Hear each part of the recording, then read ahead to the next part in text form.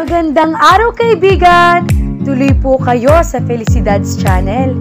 Sa mga kwento ng buhay at pag-ibig na hinalukay sa natatagong baul ni Felicidad.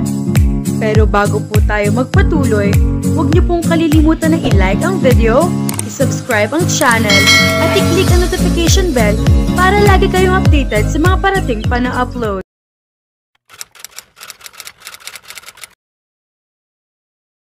Alas 11 na ng gabi nang pumasok si Keisha sa kanyang room. Medyo napagod ang mga paa niya sa kakalakad nila ni Adele.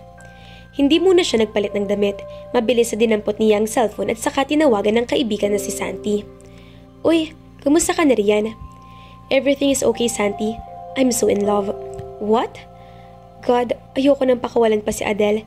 He's a one-of-a-kind guy, Santi. Siya na yatang pinaka-gentleman na nakilala ko sa tanang buhay ko. Kung magpapakasal man ako, gusto ko sa kanya na. Loka, hindi mo pa nasasabi sa akin na kayo na pala, ha? Actually, hindi pa naman kami eh. Well, not officially. What? I know he loves me pero hindi ko pa nasasabi sa kanya na love ko rin siya. Bukas na bukas din, I will tell him na I love him na. And after that, bago ako na mismo ang magyayaya sa kanya na magpakasal kami. Naku, naloka na talaga ako sa beauty mo sa kanya, Keisha. Kapag nagkasundo kami, gusto ko magpakasal agad kami. Nag-war din kasi ako kay Patrick eh. Baka bigla siyang makaisip ng masama't ilayo ako kay Adele. Gusto ko kapag nag-cruise sa mga landas namin ni Patrick ay married na ako. Happily married. Sigurado ka na ba? Eh halos wala pang isang buwan kayo nagkakakilala ni Adele ah. I'm 100% sure about my feelings, Amika.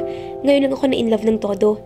Imagine, sa halik pa lang niya natutunaw na ang lamang loob ko. I'll bet he's really good in bed too. Luka-luka. Hating gabi na pero dilat na dilat pa rin ang mga mata ni Paula.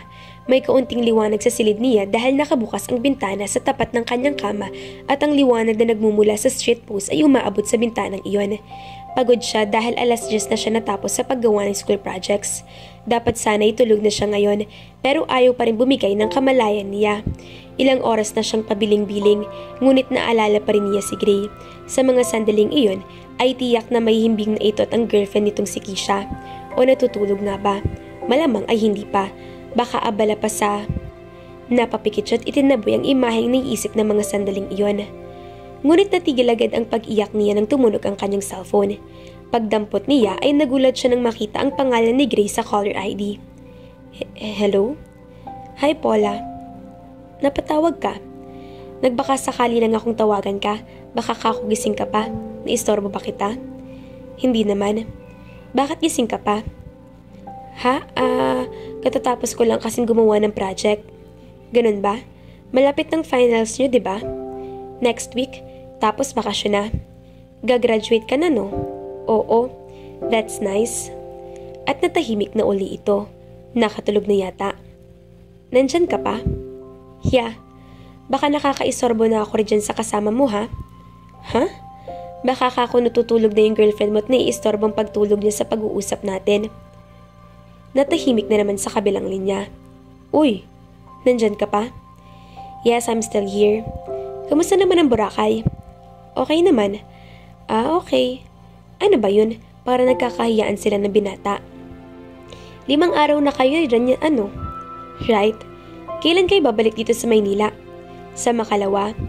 Okay. Hindi ka pala makakaabot sa birthday ko. Ha? Birthday mo nga pala bukas, no? May pasok ka ba? Oo, alas 7 pasok ko bukas. Ganun ba? Siya, matulog ka na. Tatawagan na lang uli kita bukas para makiparty sa birthday mo. Sige. Good night, Paula. Night. Binuksan agad ni Gray ang laptop pagkatapos sila mag-usap ni Paula sa cellphone. Gusto niyang i-check kung may available flight bukas pabalik sa Maynila para maparibok ang ticket nila ni Keisha. Pero natigilan siya at naudlot ang paglalagin sa website ng airline. Tiyak kasi na mauusisa si Keisha kung bakit biglaan silang babalik sa Maynila. Bumuntong hininga siya at muling isinara ang laptop. Humiga siya sa kama at tumitig sa kisame. Gusto niyang makasama si Paula sa espesyal na araw nito. Bagay iyon na hindi niya maunawaan. Anong nangyayari sa kanya? Nagkakagusto na ba siya kay Paula?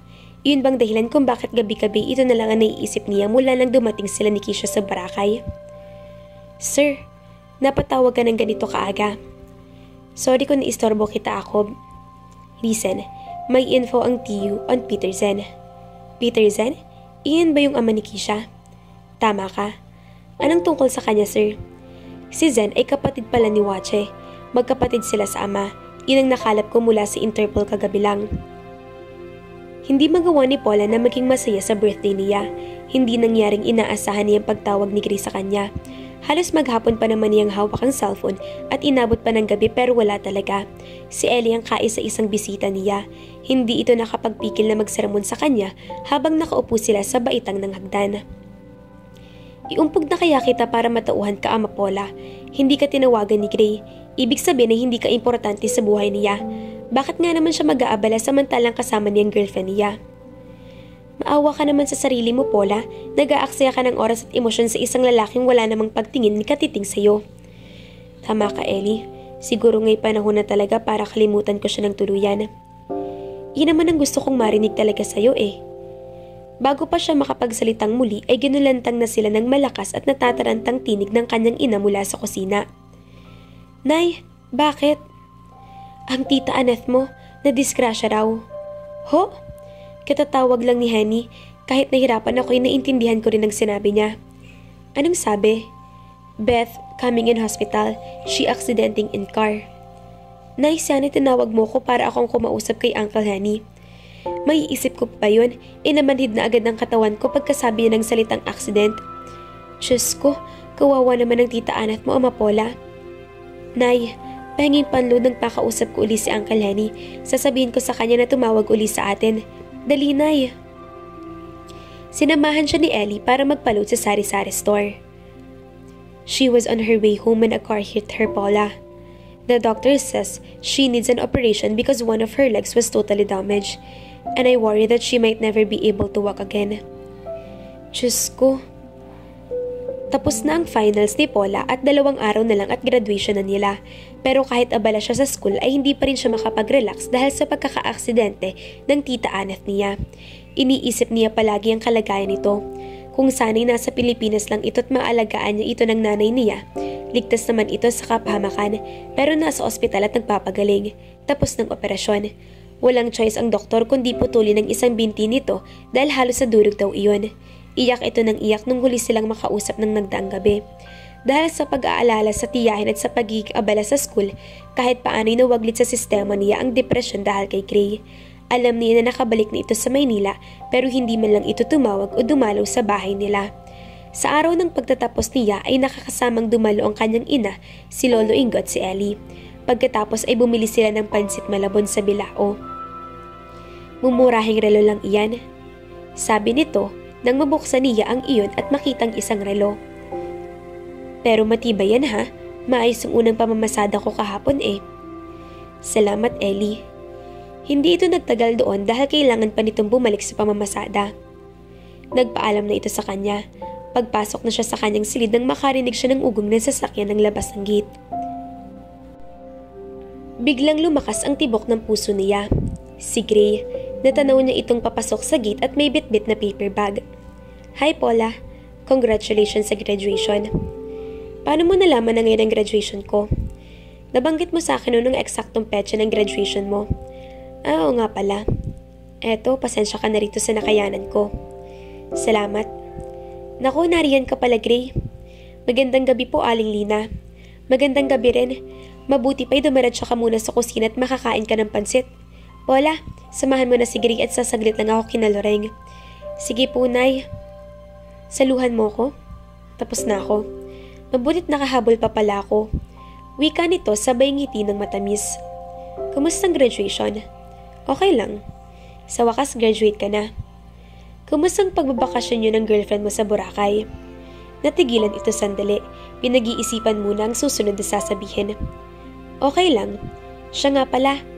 Ikakasal na kami next week. Napanganga siya.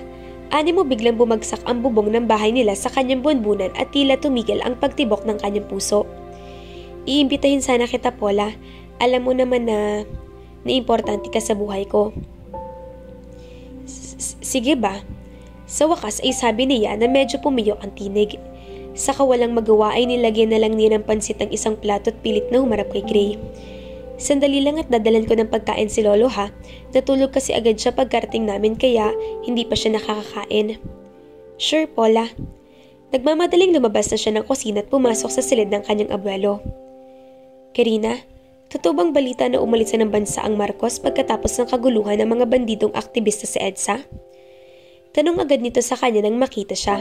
Sa halip na tumugan ay umupo siya sa tabi nito. Naunawaan ko, Karina. Mabigat din sa dibdib ko ang balitang iyon. Lagyan mo ng gatang isang lulutuin mo, ha? Lolo, kung saan na lang ay nakakausap ko yan ng matino. Hindi niya alam kung gaano siya katakal sa tabi ng lolo niya. Paula, may problema ba? Tumayo siya bigla at mabilis na pinahid ang mga luha sa magkabilang pisngi. Ha? Naku, wala, Gray. Sabi kasi ni Lolo'y lumayas ng Pilipinas sina Marcos pagkatapos ng EDSA Revolution. Tara, doon na ulit tayo sa labas. Maloloka ako dito kay Lolo. Nang mapatapat sila sa salay, natigil sa paglalakad ang binata at saka humarap sa kanya. Wala ng problema. Wala, naloka lang talaga ako kay Lolo. Biglang sumakit ang ulo ko. Pagdadahilan niya, matagal bago ito muling nagsalita. Magpapaalam na ako, Paula. Sige, dadalo ka sa kasal ko, ha? Sige ba? Nanay ko, mga kafelisidad, ito na yata ang pinakamasakit na balita na narinig ni Paula. Ang lalaking mahal niya ay ikakasal na't imbitado pa siya. Pumunta kaya si Paula sa kasal ni Gray? Abangan!